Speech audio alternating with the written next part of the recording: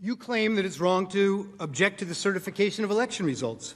You, along with your allies in the media, attempted to cancel and censor members of this chamber who voiced concerns and objected to certification.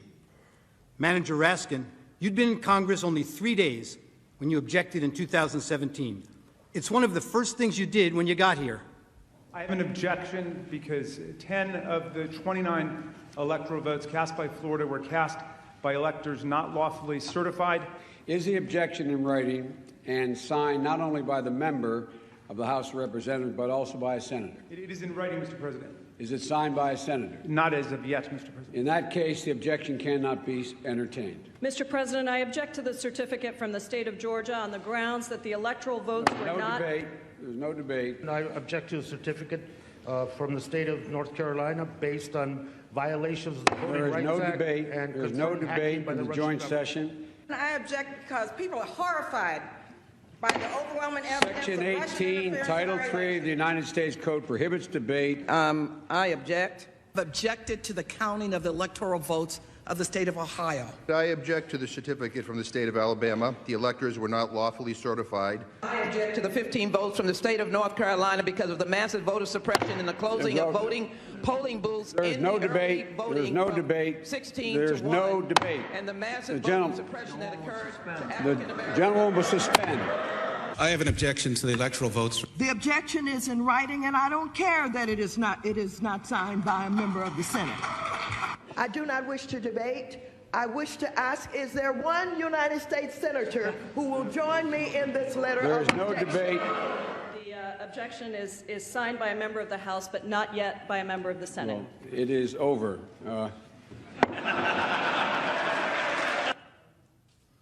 And when the House managers realized that the president's actual words could not have incited the riot, as you alleged in your article of impeachment, you attempted to pivot. You said that raising the issue of election security and casting doubt on the propriety of our elections was dangerous. One of the House managers, Mr. Cicilline, told you that this is not about the words Mr. Trump used in isolation. Rather, it is about the big lie, the claim that the election was stolen. The House managers told you that it's the big lie that incited the riot, and that the big lie was President Trump's claim that the election was not a fair election or that the election was stolen. Claiming an election was stolen, you were told, are words that are insightful to a candidate's followers and cause people to respond violently. Claiming an election was stolen or not legitimate is something that a candidate should never do because he or she knows or should know that such a claim and such words can actually incite violent insurrection, you were told. Well, it seems that the House manager's position must be actually a bit narrower than that. The House manager's position really is that when Republican candidates for office claim an election is stolen or that the winner is illegitimate, it constitutes inciting an insurrection, and the candidate should know it. But Democratic Party candidates for public elective office are perfectly entitled to claim the election was stolen or that the winner is illegitimate or to make any other outrageous claim they can. It is their absolute right to do so. And it is their absolute right to do so, irrespective of whether there's any evidence to support the claim.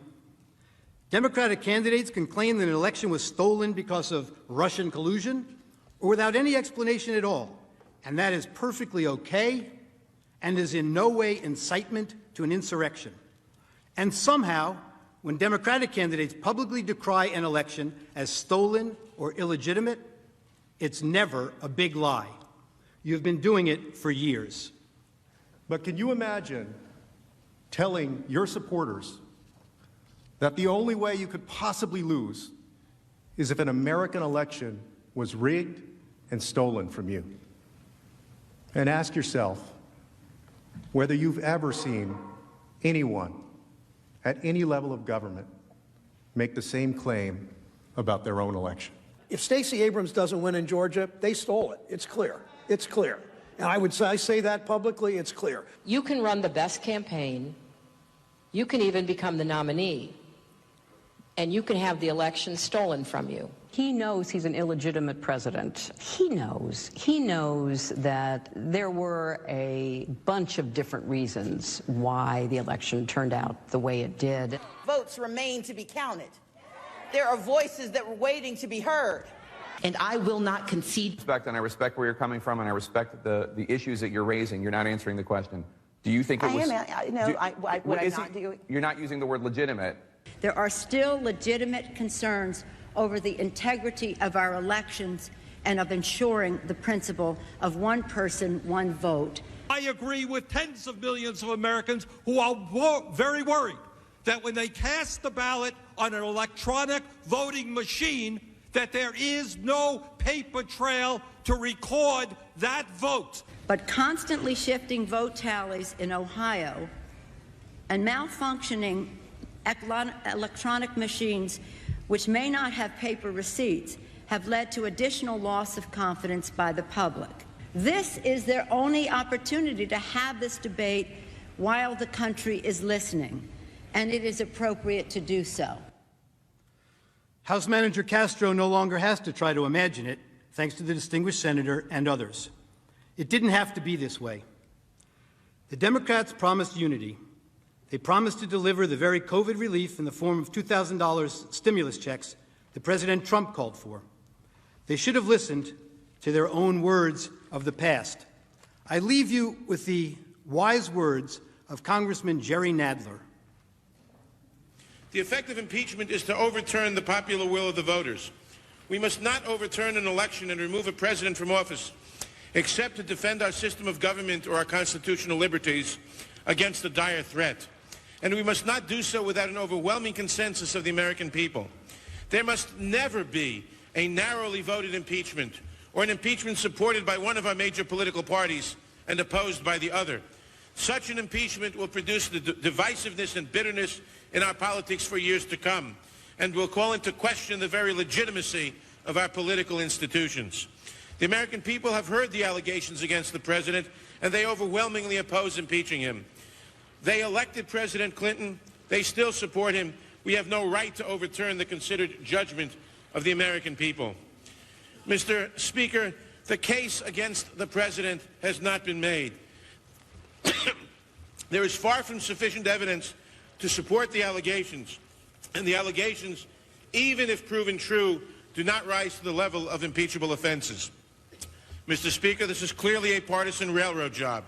The same people who today tell us we must impeach the president for lying under oath, almost to a person voted last year to re-elect the speaker who had just admitted lying to Congress in an official proceeding. The American people are watching, and they will not forget. You may have the votes, you may have the muscle, but you do not have the legitimacy of a national consensus or of a constitutional imperative. This partisan coup d'etat will go down in infamy in the history of this nation. Thank you, Mr. Speaker. I yield back the balance of my time.